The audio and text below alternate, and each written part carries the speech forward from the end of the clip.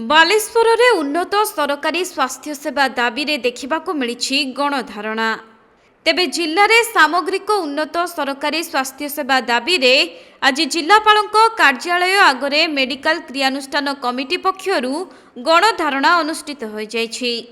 एथिसहित committee पक्षर मुख्यमंत्री उद्देश्य 17 दफा दाबीपत्र प्रदान करा जाइछि।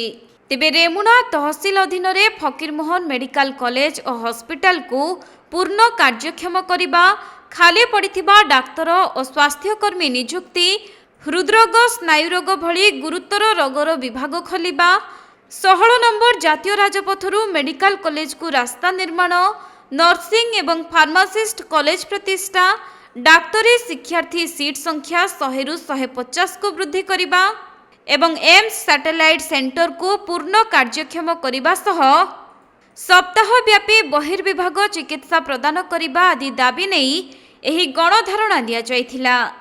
सेपटे दाबी पूरण न हेले भुवनेश्वर रे धारणा रे बसिबा पई कमिटीर कर्मकर्ता माने घोषणा करथिले। मुख्य दाबी होची हॉस्पिटल जोडा जाईची रेमणा को समस्त विभाग अविलंबे जाऊ, परीक्षा निरीक्षा सब सेठी हो, रोगी को स्थानांतरित से न करन। 3 नंबर हो कि एम्स रे सबुदिनिया हो, हॉस्पिटल आनुषंगिक जो विभाग सब रही शिक्षानुष्ठान नर्सिंग फार्मासिस्ट ये खुल जाऊ। आपण सेपटे जो आयुष कमी कार्यक्षम हम तुरंत से व्यवस्था करा जाऊ। सीट 100 रु 150 कर बारीपदा हो गला, कोरापुट है आमर कौन असुविधा है। तेणु यही आहरी छोट मोट समस्या हाईवे रू रास्ता क्लीयर होनी से विद्रोह करदेव एफिलेटर। तेणु यही सब बसीचु एवं आशा करूँ एसएमरे यहाँ प्रतिध्वनित हो, सरकार गोटे मत परिवर्तन करतु जो रास्तार अच्छा।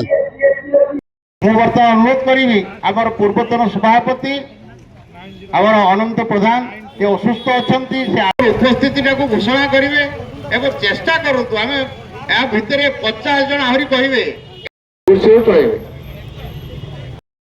मेडिकल कॉलेज टू आरंभ करी एम्स मध्य होई पारिछि।